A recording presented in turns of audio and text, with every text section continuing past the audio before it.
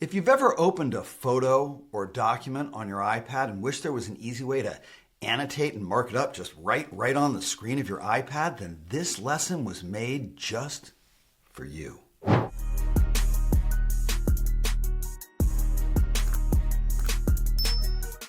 I'm Dylan Stewart, the Mac Whisperer, and today we're exploring Apple's built-in annotation tool, Markup. It's available on all of your Apple products, and it's way more powerful than most people realize. By the end of the video, you're going to be using it in ways that you never imagined, but make sure you stick around for my MacWhisperer Power Tip, because what I'm going to show you at the end of this video is going to completely change the way you work with photos on your iPad forever. And if you'd like to follow along, scan this QR code or click the link in the description to download your free smart guide, which walks you through everything we're going to cover today. All right, let's hop on over to the iPad and get started.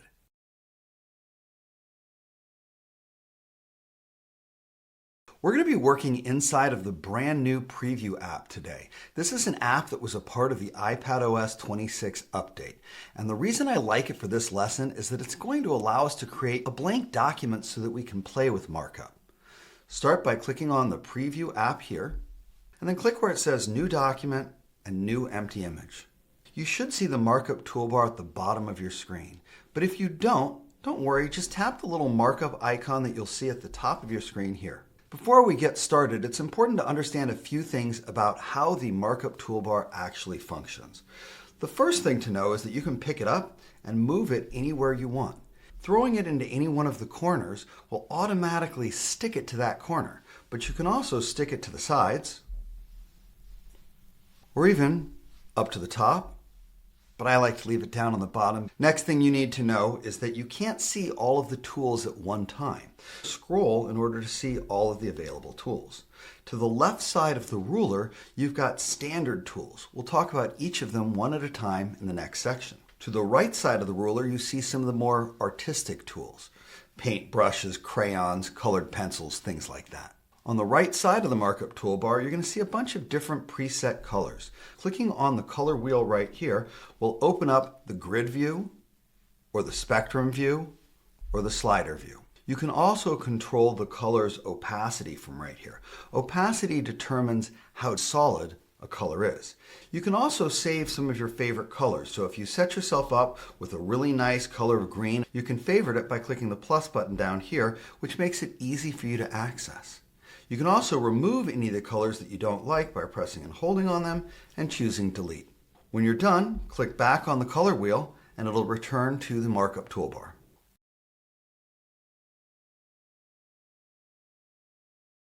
Now let's introduce the tools themselves. First up, the marker. This is the marker right here. It's got a solid medium width stroke that's easy to read and easy to use.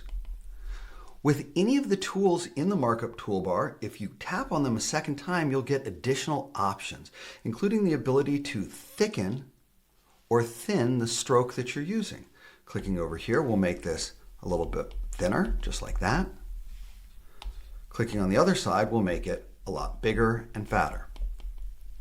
You can change the color to anything you want over on the right side, and you can also adjust the opacity of any tool by making it less transparent or more transparent. The marker is a very valuable tool, and while you can easily change the thickness of it, I recommend leaving the marker in the middle area, and rather than changing one tool's thickness again and again and again, use the different tools for different thicknesses, because each tool is made for a specific purpose. So while I certainly can make the marker fine like this, I can also leave it on medium and use the fine tip pen to the right in order to do the exact same thing.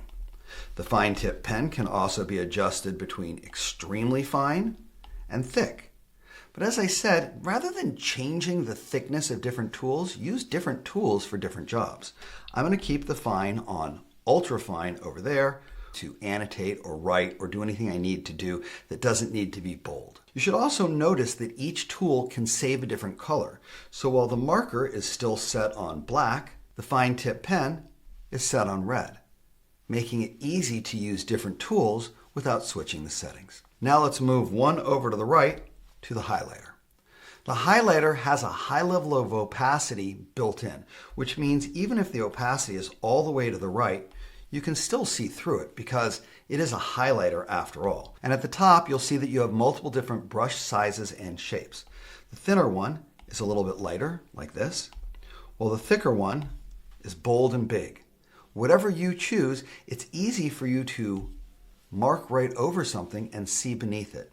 You can also adjust the opacity a little lower if you want it to be easier to read through. And you're not stuck on using a yellow highlighter either. You can make it blue or red or green or literally any color that you want by coming right into the color wheel and choosing it. Want a purple highlighter?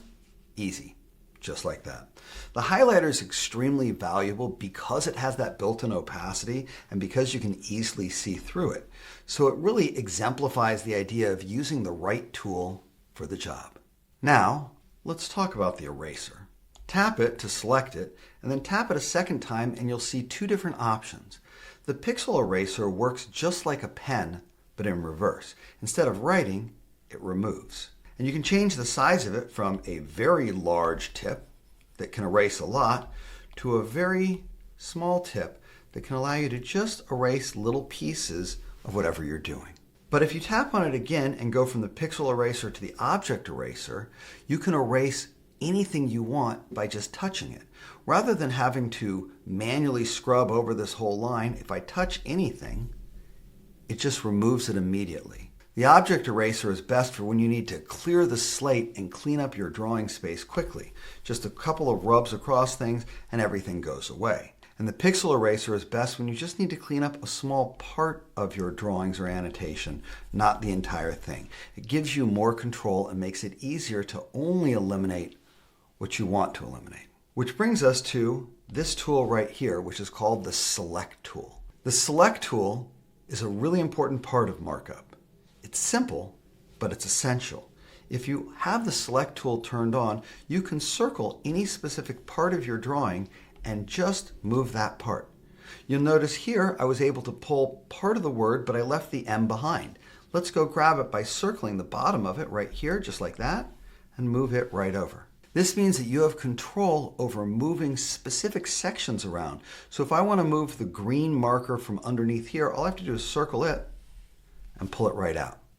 Once you've selected it, you're going to have these blue dots around the edges. That can allow you to make it bigger or smaller really easily. Just a simple drag and suddenly that's a whole lot easier to see. So now let's talk about the next tool, the ruler. The ruler is an interesting tool. When you tap on it, it engages it. Unlike the other tools, it's either on or off. When it's on, it shows up on the screen and you can move it around with one finger anywhere you want. Or you can take two fingers and rotate it. It locks in at 0, 45 degrees, and 90 degrees to make sure you can get an easy straight line.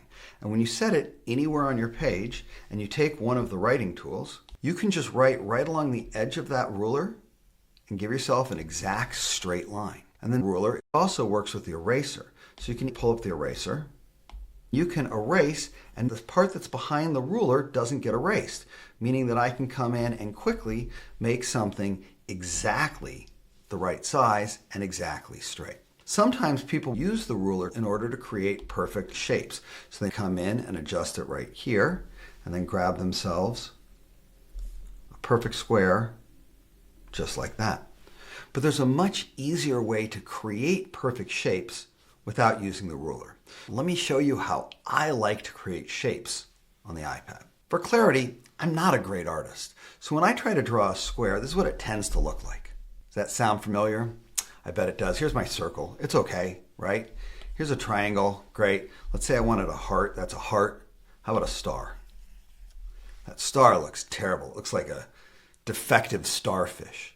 But with the autocomplete functionality of Markup, I can do a better job by making the drawing and then holding at the end until Apple fixes it for me. That's a perfect square. Let's do a circle. Hold it at the end. Pretty perfect circle. How about a triangle? Works for me. How about a heart? Much better than what I did. Let's try the star. Still a defective starfish. Nope, a perfect looking star. And you can autocomplete all sorts of shapes, not just the square, circle, and triangle. You can even autocomplete a shape like a cloud,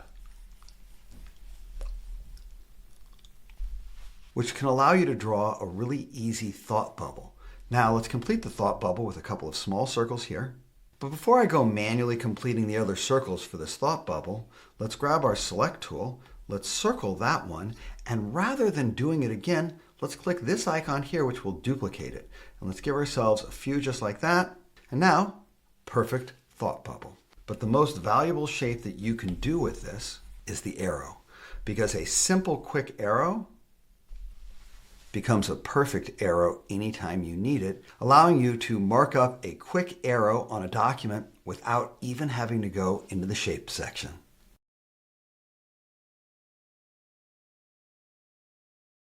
In addition to the basic marker and pen and highlighter, we've also got a set of artistic tools on the right side of the ruler.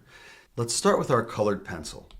Tapping on it, we can see that when we use different levels of pressure, we're going to get a different result. If you lightly touch your pencil, you're going to get a very light pencil line. But if we go just a little bit harder, you'll see that it becomes darker and more solid. Tapping on the pencil, we can still adjust its size and its opacity, allowing you to draw whatever you want to draw with a pencil, giving it a great, genuine colored pencil style that just gives you a hand-drawn, sketched feel. And next to that, we've got the crayon. You can use it in different sizes, but it feels like you're drawing with a real crayon. We'll go ahead and grab the black here, and we'll just do a nice little stick drawing right here about the extent of my drawing skills. Make him happy. He should be happy, just like that. Now I can come in, grab the yellow, grab the crayon again, maybe make it a little bit thinner. Let's give him a nice little sun here. If you want to make something look like a kid's drawing, or if the best you can do is crayon drawings, the crayon tool is a great one to use. And like the pencil, the harder you push, the thicker the line gets. So you can have it nice and light, or real thick and dark, just by pushing a little harder onto your pencil. Let's move into some of the more grown-up tools. Over here, we've got the fountain pen. And the fountain pen is perfect for calligraphy. Tapping on it, you'll see that there's a bunch of different styles and thicknesses. When you handwrite with this pen, it looks great. The fountain pen is just perfect for drawing or calligraphy. And let's move over to the reed pen.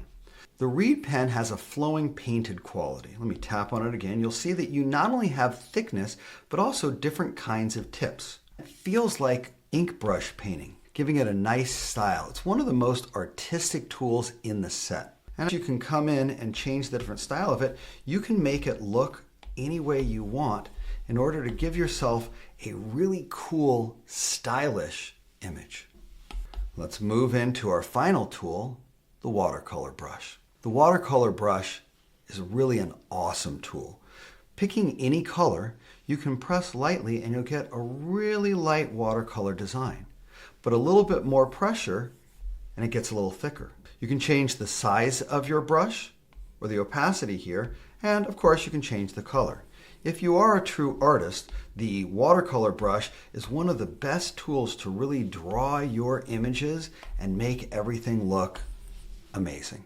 I actually love the way the watercolor brush works, and I think of all the tools, it's the one that feels most like an actual artist's tool. So between all of these separate tools, whether you're using the marker or the pen or the highlighter, whether you're using the colored pencil or the crayon or the fountain pen, you can create an amazing image with no third-party apps necessary.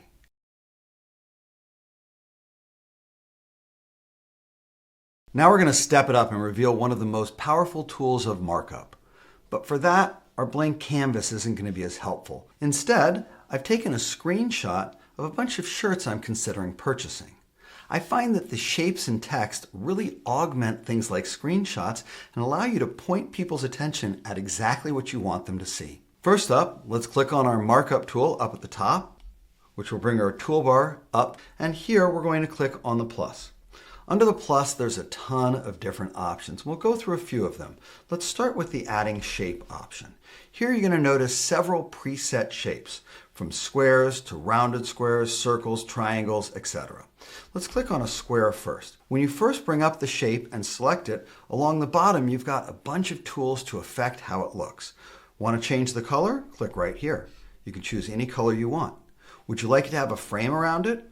Click right here. That allows you to change the stroke and add the color or the thickness of the stroke that you like. Anytime you create a shape, it's also a text box. So you can adjust the font right here, and you can start typing right in the middle of that shape. And over to the right of that, you can affect its opacity so that you can see through it if you need to. And of course, there's always the duplicate and the delete button, so you can create an additional box or delete it if you don't need it. The tools that are available for the shapes are very, very powerful, but they go even a step further. For this, I'm going to go ahead and tap on the square with my finger. Unlike with the other parts of the Markup toolbar, you can actually select shapes by just clicking them.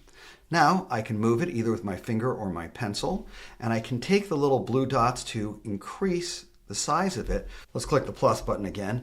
I'm going to go ahead and grab the rounded square. In addition to the ability to use the blue dots to stretch it into any shape that you want, there's also this green dot right here. Well, the blue dots affect the size and allow you to stretch a shape. The green dots allow you to change the shape. So if I pull this green dot to the left, it becomes more of an actual square. And if I pull it to the right, it becomes more and more rounded until it ends up as a circle, which means that this is the only tool that you can use to both get a square and a circle all in one, making it one of the more powerful tools. And of course, just like the other tools, you can change the stroke anytime you want, and you can also change the color, making it completely see-through anytime you need to. This allows you to take this shape and do a lot with it without having to create new shapes all the time, because you can make this shape and then duplicate it and do it again. Back to our plus button, back to our shape tool. If I take the star shape, you'll notice that you've got two separate green circles here. The one on the inside allows you to change the actual shape of the star by pulling it in or out. And the one on the outside allows you to create additional points to the star. This is a 5-pointed star, or is it a 6-pointed star? Or maybe it's a 10-pointed star. By going clockwise or counterclockwise, you can change this shape at will just by tugging on that green button, which is super helpful. In addition to those shapes, we've got to talk about the arrow shape, because there's two of them here and they don't work exactly the same. Let's grab this one first, changing it to a brighter color. And here we can use the blue dots in order to change the size of it. And the green dot here will make it thinner or thicker, allowing you to affect the way it looks. But my problem with this arrow is it's very hard to point this arrow at anything other than up, down, left, right, which is a little bit frustrating. What you can do instead of this arrow, though, is you can come back to the shape section here and use this arrow. This arrow, you can change the color of it anytime you want, but you can also change the stroke size, giving you a thicker arrow. But unlike the other arrow, this one has the ability for me to grab the blue dot at the top and point it at anything I want easily. There's also a green dot that will allow you to bend that arrow. So this arrow tool is super helpful and super easy to use. Now, let's talk about text, because clicking on the plus button, I can also add text. As soon as you do, you'll see a text box open up right on your screen. Double tap right onto the text and you can edit it. You can also change the size of it by clicking on the little A's that you see down here. This can allow me to make that bigger, or a different color, or a different font. When you grab the blue balls here, it will change the shape of it, allowing you to position something exactly where you want it to be. But a little pro tip for you, because the text box is always transparent, sometimes instead of using a text box, I'll just come in and grab a shape, like the square or the rounded square, double tap in the middle, and use that instead, because with its color in the background, it's much easier to see and read what's there without having to worry that it's going to fall into the edges and somebody won't be able to read it. This makes the shape tool an ideal tool to use when you're annotating on a document, but you want to make sure it's easy for the other person to see what you're doing. And now let's talk about the last couple of tools underneath the plus button. First off, we've got something called the Loupe, and the Loupe is totally underutilized. Essentially, it's a magnifier. So when you're annotating an image and you want to put attention in a specific part of that image, you can put this right on top of that image. And you'll notice that there is both a blue dot and a green dot. The blue dot will allow you to make that loop bigger or smaller. But the green dot, by pulling it clockwise or counterclockwise, will allow you to zoom in on that image, allowing you to showcase a very specific part of that image or that document without having to complicate things. And for the last tool, let's step into a document that needs to be signed. Sometimes you're emailed or texted a document that needs a signature, and you're nowhere near a printer, and you don't want to print it and sign it and then have to take a picture of it and scan it back. You just want to sign it. You've got an iPad, you've got a pencil. Why can't you just sign it? Why can't it just be easy? Well, it's totally easy. When you're inside of a document like this, click on your Markup toolbar, click on the plus button, and choose Add Signature. If you've created a signature in the past on any of your devices, you'll see them here. If you haven't, you can click Add or Remove Signature, which will allow you to create a brand new one.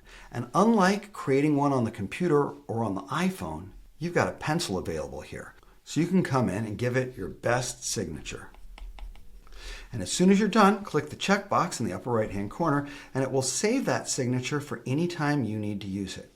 Now your signature will appear right on the document, and you can make it bigger or smaller as needed and put it exactly where it needs to go without ever having to print or scan.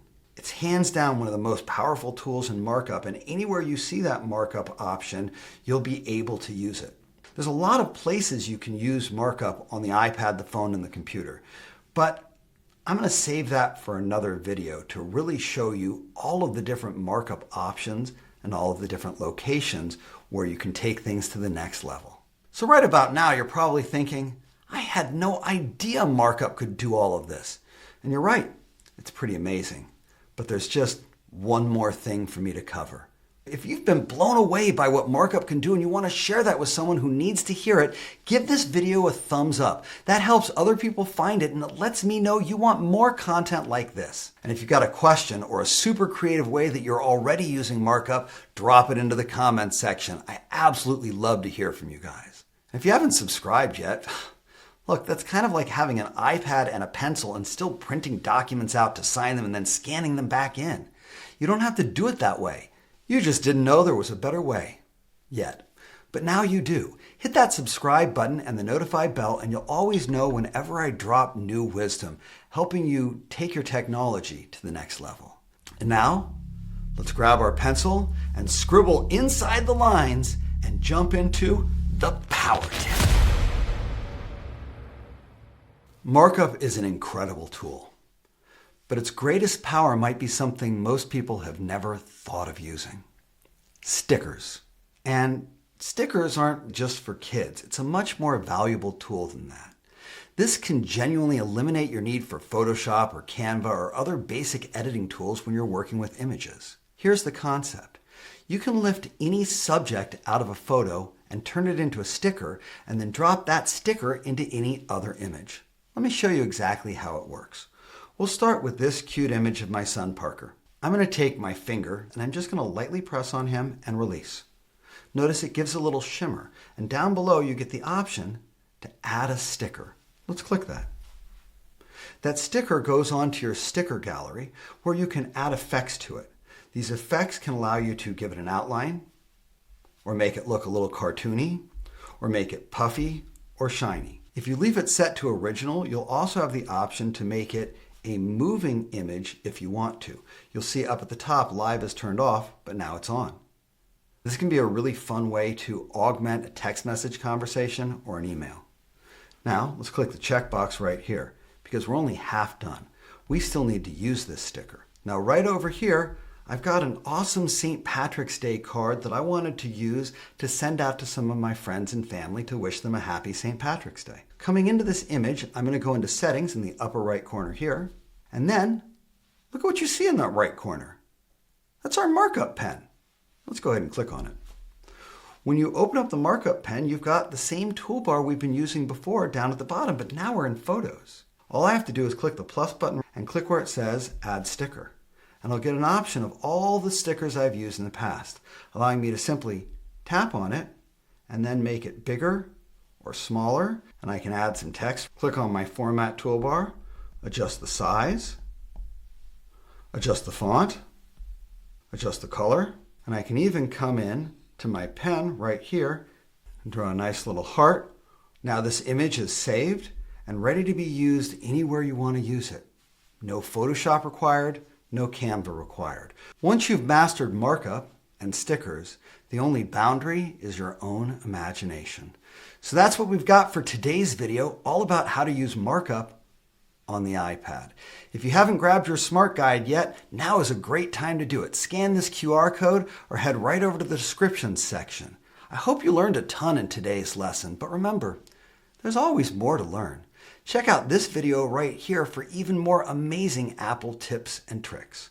I'm Dylan Stewart, the Mac Whisperer, and I'll see you next time.